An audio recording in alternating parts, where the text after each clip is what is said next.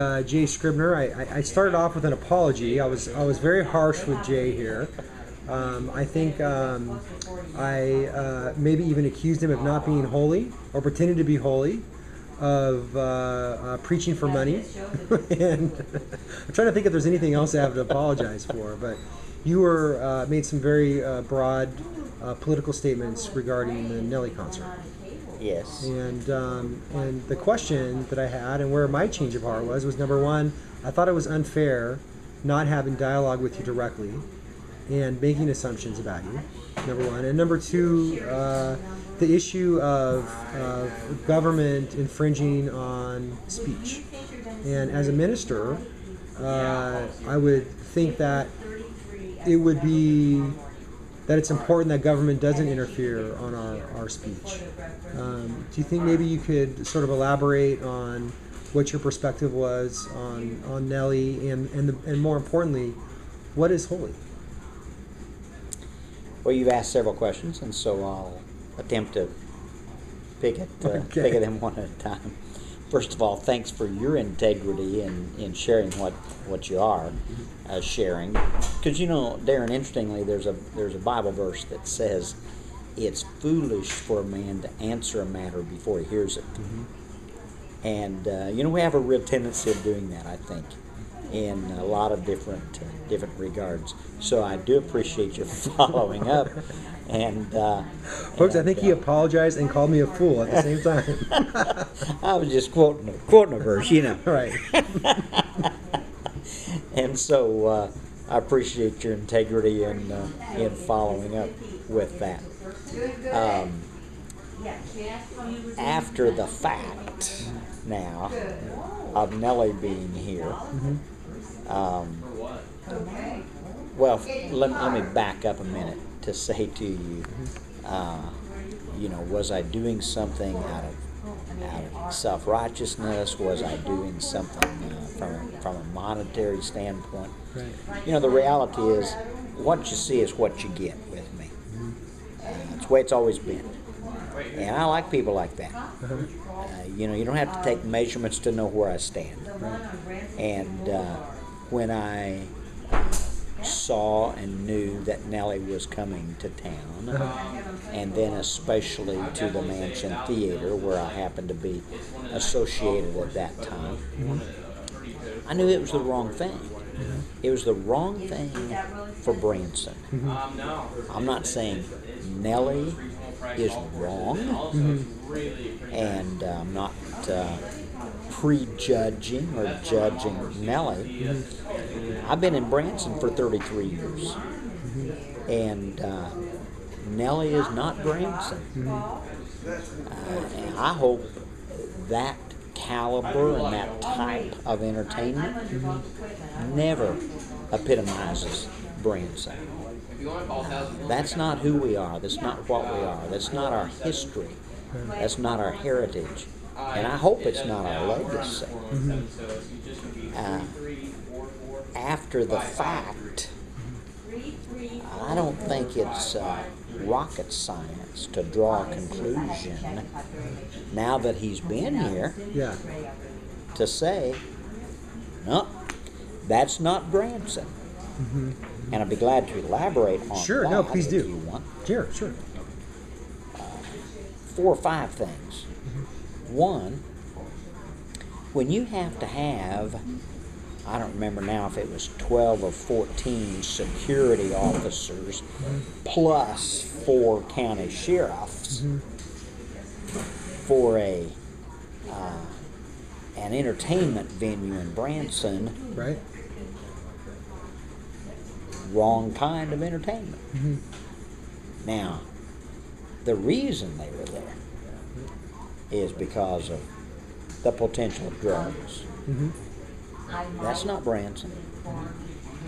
The potential of alcohol. That's not Branson. The potential of physical skirmishes.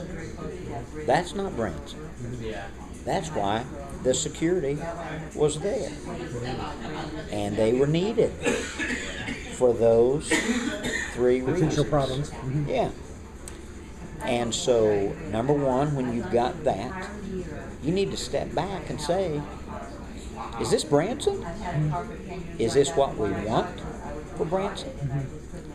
Number two, when you've got an individual that, not just here in Branson, but he's known for his filthy language. He's known for his lewd talk. That's not Branson. It's not what it's ever been. It isn't what it is now. And again, I hope it never becomes that. And then finally, when you've got a man that within the first 3 minutes of him standing on the stage makes a declaration, those of you that try to stop me didn't from want coming. me being here, Yeah. F you. Yeah. It was the end of the concert, the end of the show. It's my understanding it was the beginning of the show. Yeah. No, it was before his last song. Still, the point's the same. The point's the same. Yeah. Yeah. And so I'm thinking, case in point, Uh-huh. this guy is not the caliber of entertainment that is what has made Branson what it is. That's not the caliber and the character of what Branson is today. And I repeat, I hope it never becomes that. Interesting. I guess in one sense, I can relate to, relate to him kind of reacting in a negative way in the end because of types of threats and maybe even being scared. I think when people are scared, they react differently. There was different sort of racist implications behind some of the threats. Being backstage, he stayed in his bus the whole time. He was kind of afraid of what might happen. The sheriffs were protecting him, and there was the guns looking for guns on the way in. But I think it was also to maybe prevent the fear, whether or not that was a real threat. I don't know, but I think that's a smokescreen. I think the race card is a smokescreen. And I understand that 13 miles down the road you're in KKK country. Right. But I'll tell you what, I've been here 30-some years. Right. And we have a lot of black folk in the community. Right. We did not used to, but any black family that used to live here, they joined our church. Right. And we were glad of it. And I found people like that have been and are amazingly well accepted here. Right. We're in a Now, theater right here, right through that door, Yeah. where there's black entertainment. Yes, there is. And it's well accepted. Yeah. And the Platters are in town, and some others. I think the race card is a smokescreen, especially regarding Nelly. And I don't find. I find when people use that type of coarse jesting and that type of cesspool language, that that's coming out of an insecure individual, more than likely. Yeah. Not out of a fearful individual, but out of an insecure person. Someone asked me if I had the opportunity to visit with Nelly. I would have delighted in that for a variety of reasons. I would to this day delight in visiting with him. We are now ready. I love black folk. I bet you're ready. My history and heritage indicates that.